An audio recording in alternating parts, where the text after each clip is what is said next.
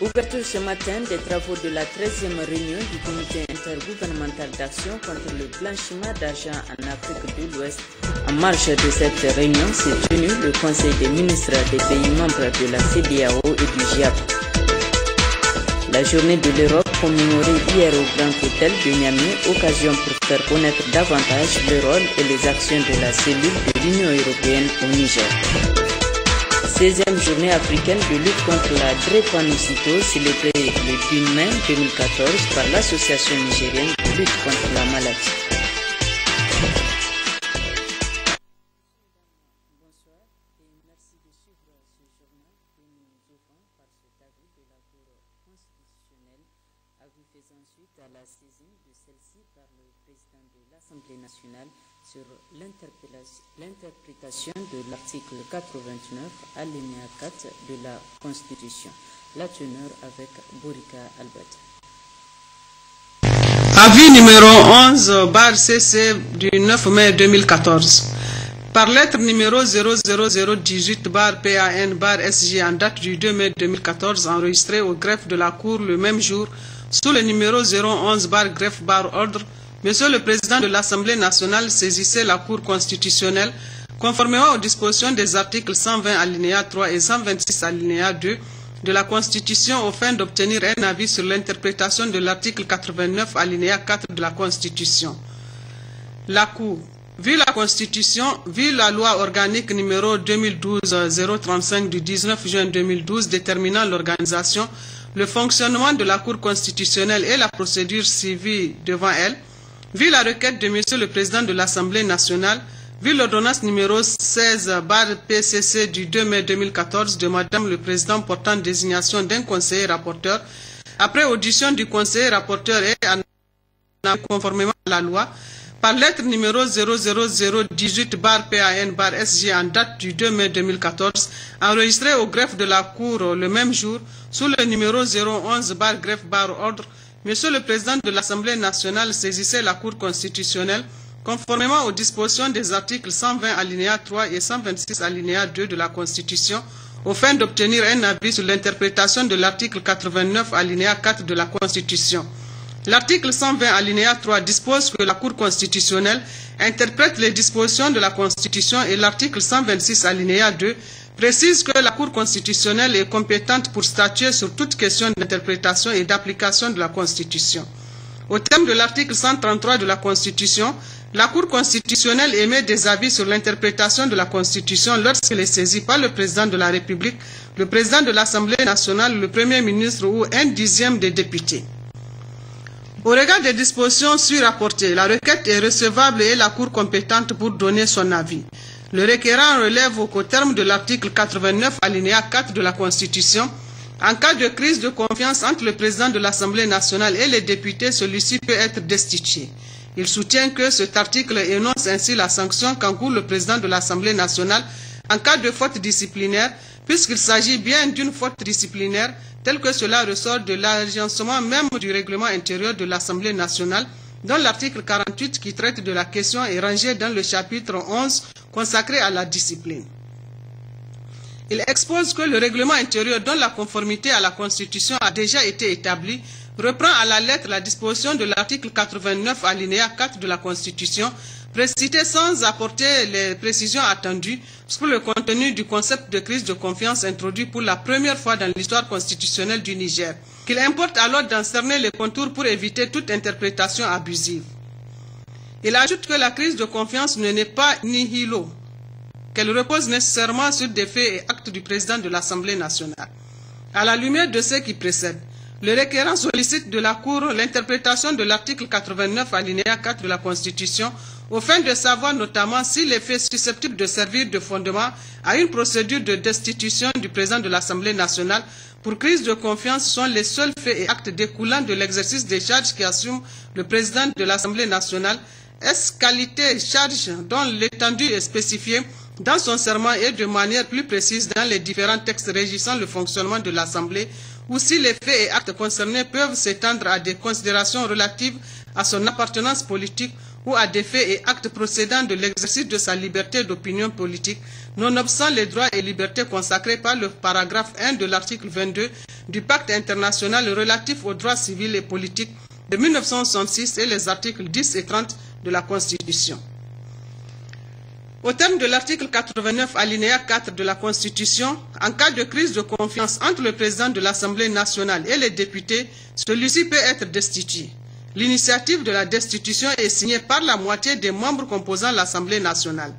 La destitution est adoptée à la majorité des 2/3 des députés. La notion de confiance renvoie au respect de certains principes tels que la bonne foi, la loyauté, la sincérité et la fidélité envers autrui. Cette confiance peut également résulter de la croyance aux capacités, compétences et qualifications professionnelles d'une personne. La crise de confiance est une situation troublée qui résulte du non-respect d'un ou plusieurs de ces principes. En considération de ce qui précède, la Cour émet l'avis suivant. La requête de Monsieur le Président de l'Assemblée nationale est recevable. Les faits et actes susceptibles de servir de fondement à une procédure de destitution du Président de l'Assemblée nationale consécutives à une crise de confiance peuvent découler de l'exercice de ces charges consacrées par la Constitution et les textes régissant le fonctionnement de l'Assemblée nationale dès lors que ces faits et actes sont de nature à affecter la confiance que lui ont accordé les députés en l'élisant au poste de président de l'institution. L'article 22, paragraphe 1 du Pacte international relatif aux droits civils et politiques de 1966 assure à toute personne la liberté d'association, donc la liberté d'appartenir à un parti politique. Toutefois, le député, a fortiori le président de l'Assemblée nationale, a l'obligation de défendre les intérêts de la nation, conformément à l'article 87, alinéa 1 et 2 de la Constitution.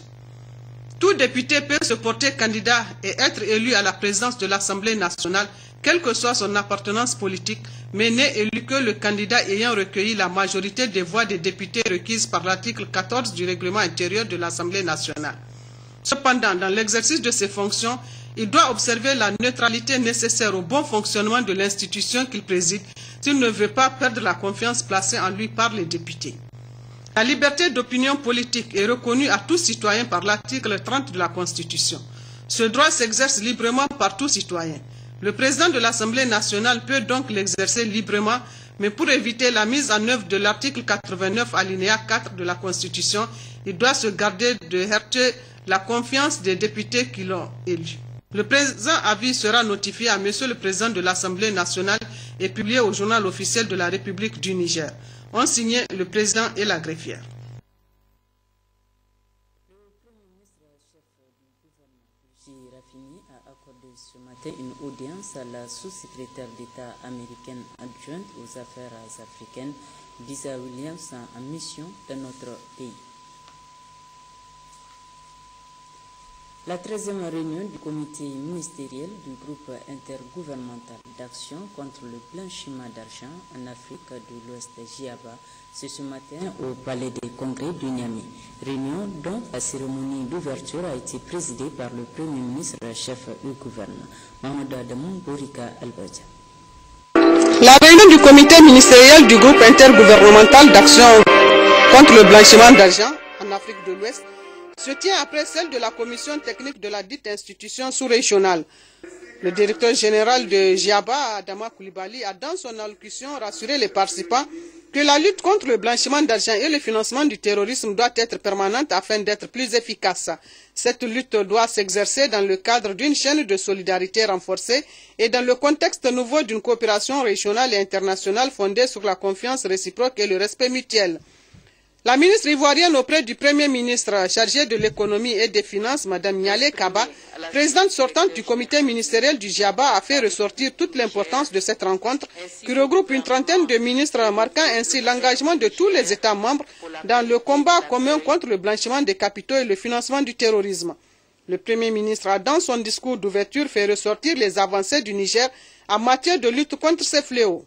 Parlant de sécurité, je voudrais rappeler ici les événements douloureux de ces dernières années dans les zones sahélo-sahariennes, avec notamment l'occupation par des groupes terroristes, des narcotrafiquants et des forces centrifuges du septentrion malien et les attaques contre les installations militaires et minières dans la région d'Agadez en mai 2013 en République du Niger.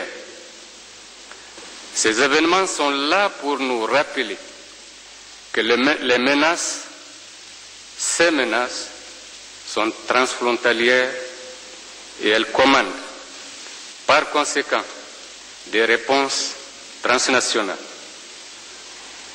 Ils sont là pour nous rappeler que nous devons rester en état d'alerte permanent afin de faire échec à ces menaces. Mesdames et messieurs, au Niger, nous avons adopté des lois relatives à la lutte contre le blanchiment des capitaux et le financement du terrorisme.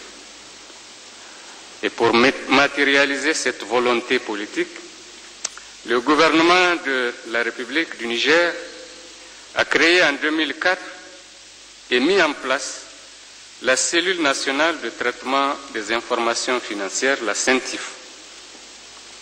Cette structure a pris sa place dans le dispositif global de lutte contre les trafics illicites et dans la promotion de la bonne gouvernance qui sont au cœur de l'action du président de la République et du gouvernement. Outre la CENTIF, plusieurs autres structures spécialisées ont été mises en place et qui concourent à la réalisation de l'objectif de lutte contre le blanchiment d'argent et le terrorisme.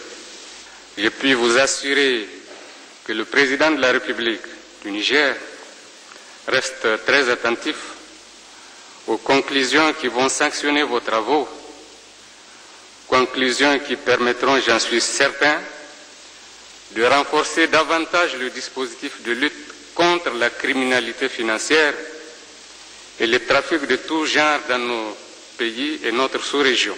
Cette 13e réunion des ministres du GIABA et de la CEDEAO intervient à un moment où la sous-région fait face aux attaques terroristes que les gouvernements sont à jamais décidés à éradiquer définitivement sur tout le continent africain. En marge de cette rencontre, la réunion du Conseil des ministres des pays membres de la CEDEAO et du GIABA ce samedi dans la salle Margou de l'hôtel Gaoui, une réunion qui a permis d'examiner et d'adopter les rapports de la 21e réunion plénière de la commission technique du GIABA, une institution sous-régionale qui a reçu l'adhésion de deux autres pays, à savoir Sao Tomé et les îles Comores. Mahmoud Adam, Borikal. Le Conseil des ministres du GIABA a pour objectif d'examiner et d'adopter les rapports des 20e et 21e réunions de la commission technique du GIABA relatifs à l'évaluation du degré de conformité des dispositifs des États. Les deux réunions se sont déroulées du 4 au 7 novembre 2013 à Cotonou au Bénin et du 5 au 9 mai dernier à Niamey au Niger. Par la même occasion, les ministres ont adopté l'adhésion de Sao Tomé et Principe et l'Union des Comores, deux pays non membres de la CEDEAO. Cependant, ces deux pays qui viennent d'adhérer au GIABA ne peuvent pas assurer la présidence de cette institution selon les statuts et règlements intérieurs. Il faut dire que nous sommes à une session ordinaire donc, du Conseil des ministres du GIABA, session qui est un peu particulière puisqu'elle voit la première participation du nouveau directeur général du GIABA. Il y a l'Ivoirien Koulibaly Adama qui donc préside cette session, et en ce sens-là, c'est une session importante parce que nous avons le directeur général sortant qui a fait un bon mandat de 10 ans, qui a essayé de mettre en place les structures du GIABA. Nous sommes dans la continuité. Nous avons examiné les rapports du directeur général, le rapport d'activité du directeur général. Nous avons également examiné l'état d'évaluation dans un certain nombre de pays. Il y a des décisions à prendre pour la suite. Nous avons examiné l'adhésion des îles Comores à notre organisation. Tout cela va faire l'objet de décisions tout à l'heure et le compte rendu vous dira quelle est la position. Ces pays rentrent dans le GIABA sur la base de textes. Ce que nous avons suggéré Et ce que quelques pays ont suggéré, c'est que nous puissions nous référer au texte pour épuiser la question. Si nous constatons qu'il y a un vide juridique, que la CEDEAO puisse examiner cette question-là. C'est une question importante. Les débats ne sont pas terminés, mais ce que je voudrais rappeler, c'est que nos textes, au jour d'aujourd'hui, permettent d'accepter des pays en dehors de la zone, et c'est conformément à cette disposition-là que nous avons accepté les deux pays frères. La rencontre de Niamey a été une réussite totale, en ce sens que la lutte contre le blanchiment d'argent et le financement du terrorisme concerne tous les acteurs.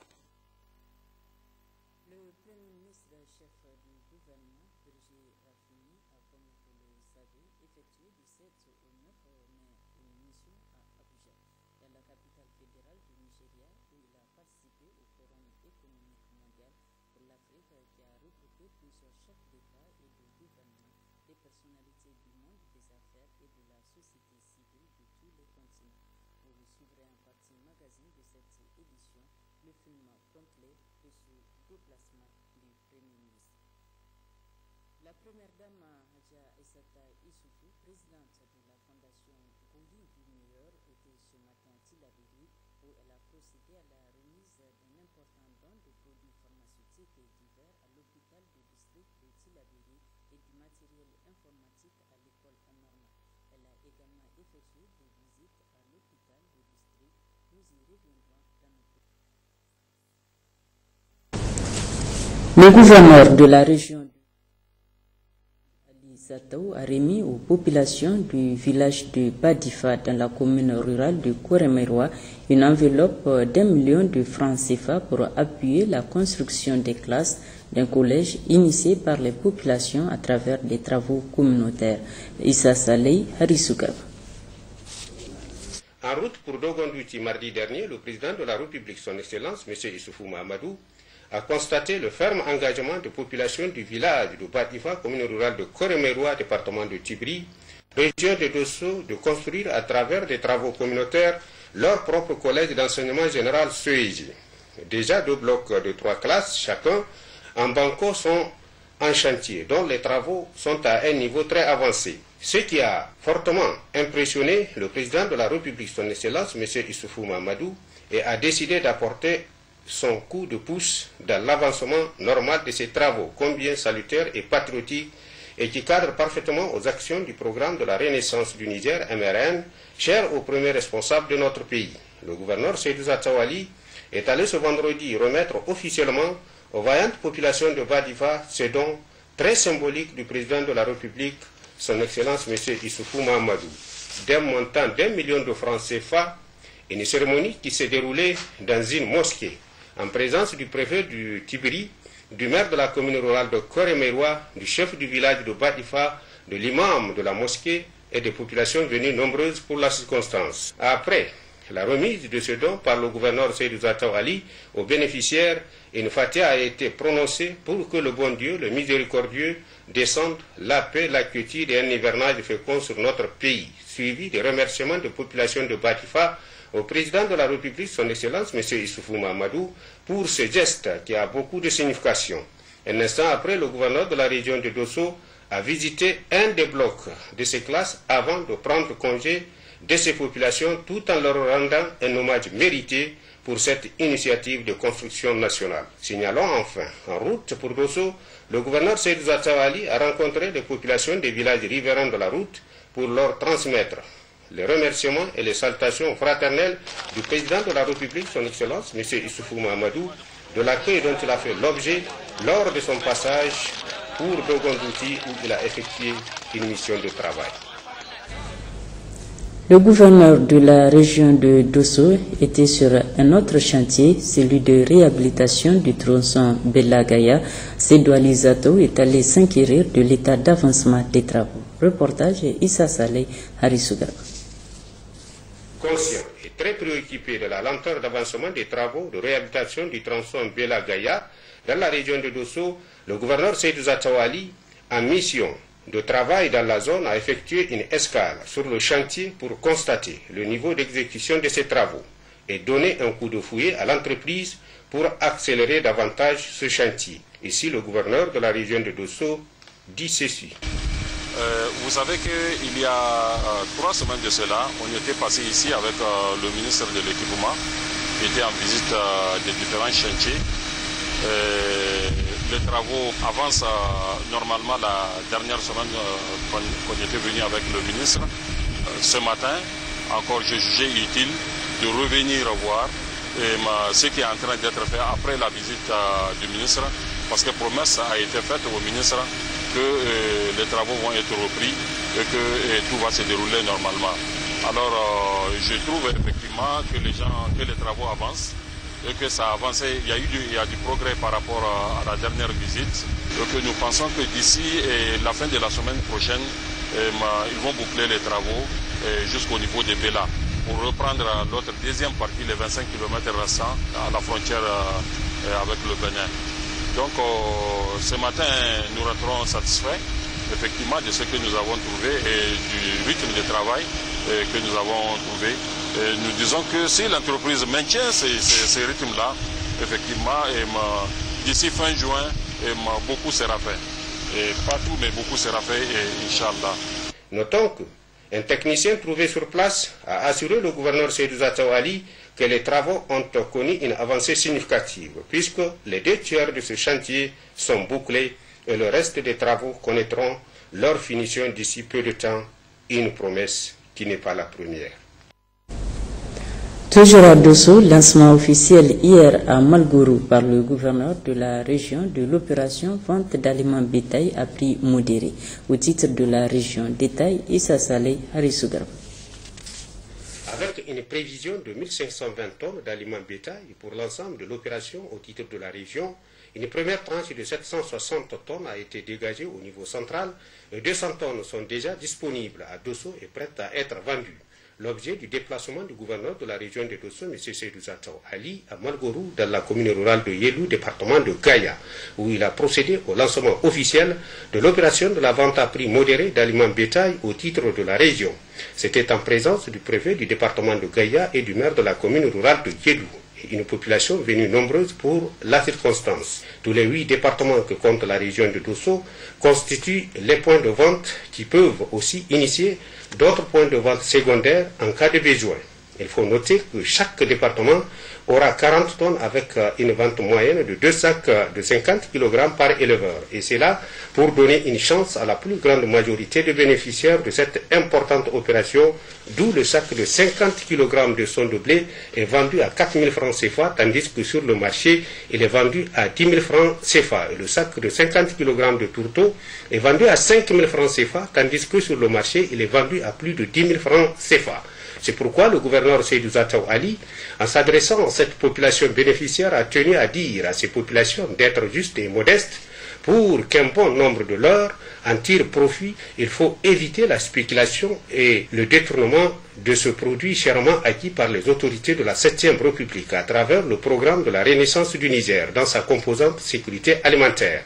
Les populations nourries de joie ont chargé le gouverneur Seydou Zatou Ali de transmettre leurs salutations et leur reconnaissance au président de la République, son Excellence, M. Issoufou Mahamadou, pour ses multiples efforts de soutien à leur endroit, avant de solliciter le renforcement du stock dans les meilleurs délais et les doter à temps en intrants, surtout engrais pour cette campagne agricole qui s'installe progressivement dans notre pays. Le gouverneur Seydou Zatou Ali a attiré aussi l'attention de ces populations sur la sécurité et la culture de la paix, surtout à travers les prêches qu'elles veulent organiser ce samedi dans leur village Malgourou même, et faire très attention avec les mauvaises interprétations du Saint-Coran par certains individus mal intentionnés. Le secrétaire général du gouvernement, honoré par l'ensemble du personnel de son service, entendu par là le secrétariat général du gouvernement, qui lui a décerné un témoignage de reconnaissance hier dans les jardins du ministère des Affaires étrangères. Hamidou Abdoulaye, Jocelyne Amous. Après sa prise de fonction en 2011, le secrétaire général du gouvernement a procédé à plusieurs réformes de concert avec son personnel. Des réformes qui ont amélioré les conditions de vie et de travail de l'ensemble du personnel du secrétariat général du gouvernement. Renforcement de capacités, recrutement, augmentation de budget, la liste est longue, mais l'essentiel est rappelé ici par le directeur des ressources humaines. Le recrutement d'agents en 2013, dont 29 cadres et 53 auxiliaires, ce qui a permis de rehausser les effectifs eu égard à la réforme. L'augmentation significative de l'enveloppe budgétaire qui a passé de 276 806 765 francs en 2010 à 1 927 453 827 en 2014. Toujours par votre initiative, une réunion des cadres du SCG est organisée chaque année en vue d'améliorer davantage les performances des services. Devant ce geste de gratitude du personnel, l'émotion n'est que palpable. Je ne m'attendais pas à ça. Généralement, on fait des choses comme ça à la sortie, sauf si vous êtes dans le secret de Dieu. Donc, merci beaucoup, mais je reconnais humblement que le mérite revient à tout le monde, du planton au SCGA. Le secrétaire général du gouvernement, le secrétaire général n'est qu'un élément parmi un ensemble. Il reste des choses à faire. On ne va pas se jeter des fleurs et dire qu'on a tout fait. On a fait avancer des choses. Il y en a beaucoup qu'il faut initier et qu'il faut faire avancer. Je pense qu'on le fera ensemble si Dieu nous prête longue vie. C'est donc un chef d'équipe qui reprend de plus belle son combat pour le travail bien fait en faisant de son leitmotiv cet adage qui dit « Un homme, une mission, des moyens ». Bientôt, une cité pour les agents de la formation professionnelle et de l'enseignement technique. Le site devant abriter la cité a été présenté ce matin aux responsables du ministère et aux syndicats du secteur par la société immobilière chargée de l'exécution des travaux. Sani Issouf, Sekinatop. Après plusieurs allocutions de bienvenue et de reconnaissance, le promoteur du site et la directrice générale d'Imo Habitat ont tous rappelé les objectifs de cette cérémonie. Imo Habitat est une société ayant pour activité principale la construction immobilière. La société Jibo Dodo est également une société immobilière qui a pour vocation de mettre à la disposition des populations des parcelles viabilisées au regard du problème crucial de logement. La cérémonie pour laquelle nous nous retrouvons ici, c'est le fruit du partenariat Imo Habitat Sinafop, un partenariat appelé à se développer avec pour objectif une parcelle pour chaque travailleur, au-delà, une maison pour chaque famille des militants et sympathisants de ce syndicat.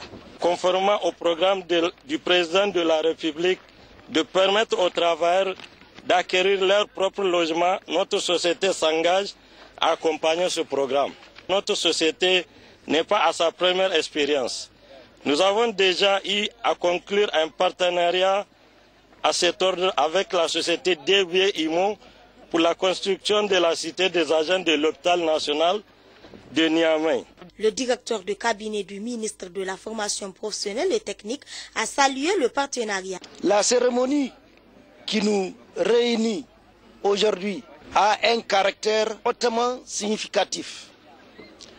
Significatif dans la mesure où elle rentre dans le cadre des préoccupations du président de la République, chef de l'État, son Excellence Issoufou Mahamadou, et de son Premier ministre, son Excellence Brigitte Raffini.